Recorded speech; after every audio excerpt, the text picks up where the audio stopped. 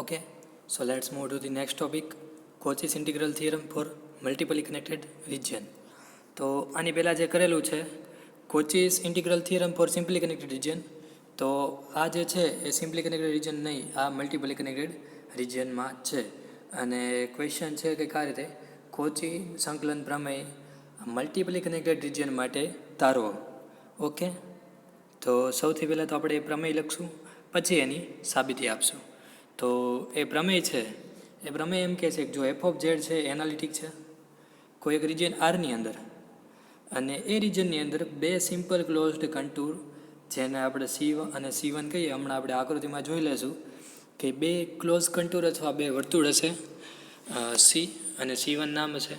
તો તમે કંઈક આ રીતે કહી શકો કે close integration C F of Z D Z is equal to close integration C1 F of Z D Z થઈ. ઓકે, અને C અને C1 જે છે એ એક જ ડાયરેક્શનમાં હોવા જોઈએ. તો હવે અહીંયા જોઈ લઈએ એ શું છે. તો સૌપ્રથમ તો ખાલી આપણે માત્ર એ જોશું કે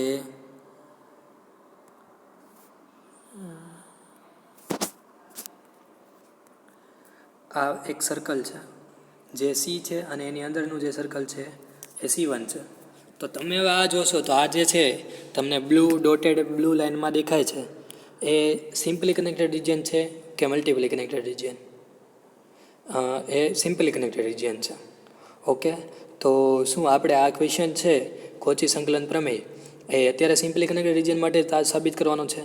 તો કે નહીં. તો એ ક્વેશ્ચન જે છે એ મલ્ટીપલી કનેક્ટેડ રિજન માટે આપણે સાબિત કરવાનો છે. તો એની માટે આપણે કંઈક આવું કરશું. હવે C અને C1 બંને તમને ખબર પડી ગઈ છે, આ બે રિજન છે, બે ક્લોઝ કન્ટુર છે, અથવા એ બે વર્તુળ એવા છે કે જે બંધ છે, જે બંધ ગળાની આકૃતિ રચે છે. તો હવે તમે કંઈક અહીંયા એવો ભાગ પાડશો, અહીંયાથી આને વચ્ચે કટકો કરશો.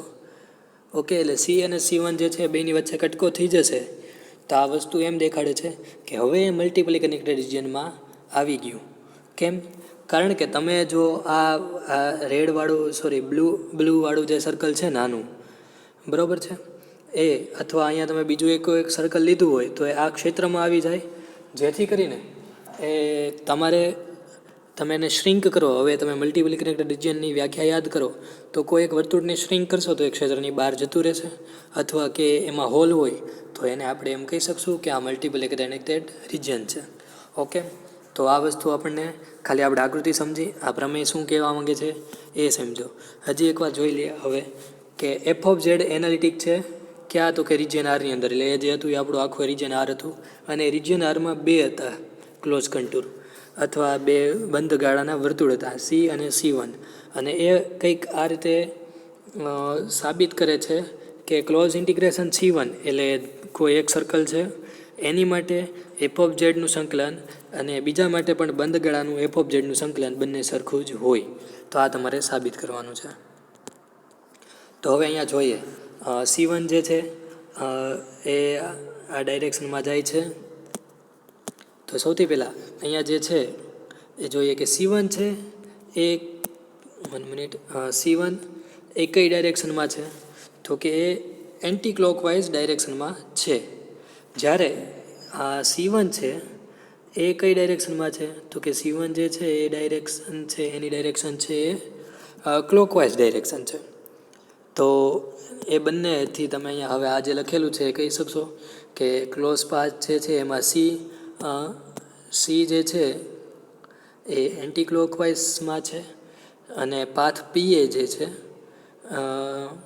C1 આ બધા ક્લોકવાઇઝ ડાયરેક્શનમાં છે. તો અહીંયા તમે પાથ BA જોઈ શકો છો, C1 જોઈ શકો છો, અને અહીંયા પણ જોઈ શકો છો, આ બધા ક્લોકવાઇઝ ડાયરેક્શનમાં છે. ઓકે, અને AB જે છે એ B એની ઓપોઝિટ સેન્સમાં છે. તો હવે આપણે એની સાબિતી કરશું. તો એ સાબિતી માટે સૌપ્રથમ શું લખી શકીએ? તો પહેલાં આ બહારનું જે ક્ષેત્ર છે એનું એટલે કે close integration C F of Z D Z. હવે એ ક્ષેત્ર જે છે અંદર આવે છે B2A દ્વારા. એટલે હવે આવશે close integration B2A line integration B2A F of Z D Z. ત્યારબાદ C1નું ઇન્ટિગ્રેશન આવશે. એટલે C1 F of Z d z અને પછી જે છે એ આવશે એ into A B f of Z d z. તો આ જે વસ્તુ છે એ ચાર આપણા જે વર્તુળ છે, એક વર્તુળની અંદર ચાર વર્તુળ અથવા ચાર અલગ અલગ વસ્તુ થાય છે. કઈ વસ્તુ? તો કે એક પહેલું સર્કલ C1, પછી એની અંદરનું બીજું સર્કલ C1. એ બંનેને જોડતી રેખા જે આપણે કાપેલી છે એ B2A અને A2B. તો આ રીતે તમે એક આખું રિજિયન આરને આ રીતે લખી શકશો. અને આ આટલી વસ્તુ છે એ એક આખું ક્લોઝ કન્ટુર જે છે, અહીંથી આખું આ એ ક્લોઝ કન્ટુર છે. એની માટે તમે એમ કહી શકો છો આ ક્લોઝ કન્ટુરની અંદરનું કે f of z is equal to 0, કારણ કે કોચી નું સંકલન પ્રમેય જે છે આપણે જોઈ ગયા સિમ્પલી કનેક્ટેડ રિજન માટે. તો આ જે છે એનો સરવાળો કરીને આપણે એને સિમ્પલી કનેક્ટેડ રિજન કરેલ છે. એટલે તેથી આપણે એને કહી શકશું કે આ ચારેય વસ્તુનો, ચારેય સંકલનનો સરવાળો 0 જ થશે. તો હવે એમાં આગળ જોઈએ કંઈક કે integration B2A is equal to minus A2B, કંઈક આવું થાય એફ ઓફ ઝેડ ડીઝેડ. એવું શું કામ થશે? કારણ કે આપણને ખ્યાલ છે કે A2B અને B2A છે એ ઓપોઝિટ સેન્સમાં છે અથવા એકબીજાની વિરુદ્ધ દિશાએ છે. તો જે તમે અહીંયા પણ જોઈ શકો છો, A2B આ દિશામાં છે તો B2A એની બહાર નીકળતી દિશામાં છે. ઓકે, તેથી આ બંને વિરુદ્ધ દિશામાં હશે. તો અહીંયા જે છે એ વસ્તુ એ બતાવે છે. હવે એમાં એની વેલ્યુ મૂકી દઈએ કે B2A is equal to minus A2B f of z અથવા minus BA f of z. તો અહીંયા કંઈક આ રીતે સમીકરણ બની જશે. Close integration C F of Z d z આ તો એમનેમ રાખેલું છે. Line integration B2A F of Z d z આ પણ એમનેમ છે. Close integration C1 F of z તો આ પણ એમનેમ છે. સર આપણે ચેન્જ અહીંયા કરેલ છે માત્ર, જેમાં A2B હતું plus A2B f of Z dz હતું. હવે એ થઈ જશે minus B2A F of Z d z.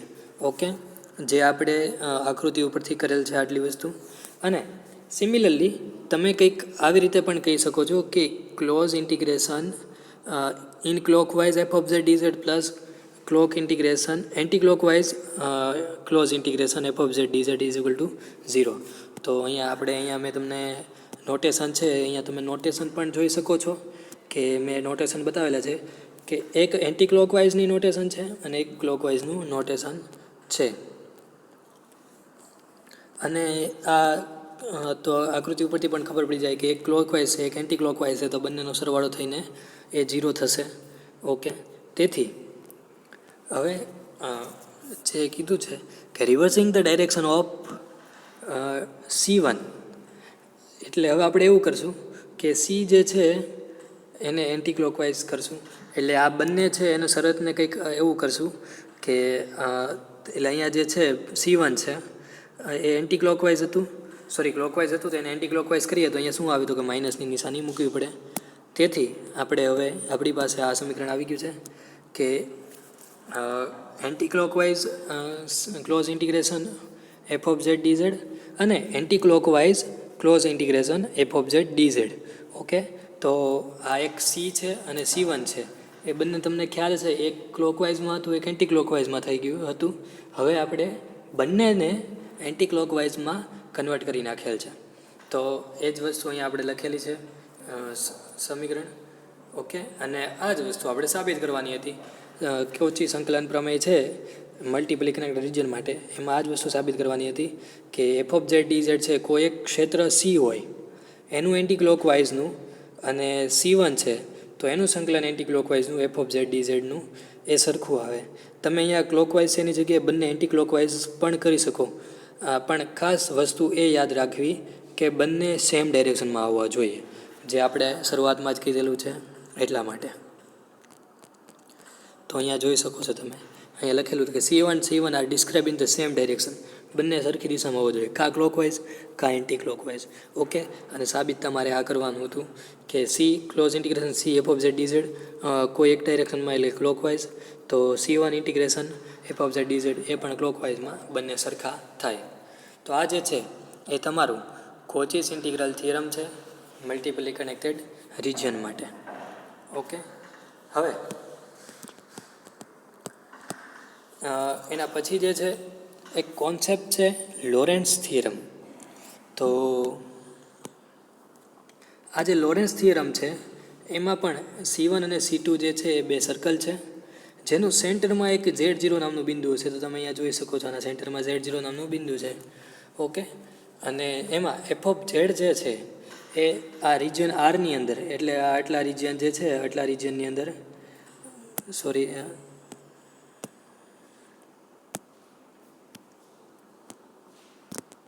એ એટલા રિજિયનની અંદર એનાલિટિક છે. ઓકે, તો એ આ રિજિયન જે છે એની અંદર એનાલિટિક છે બિટવીન ધી ટુ સર્કલ.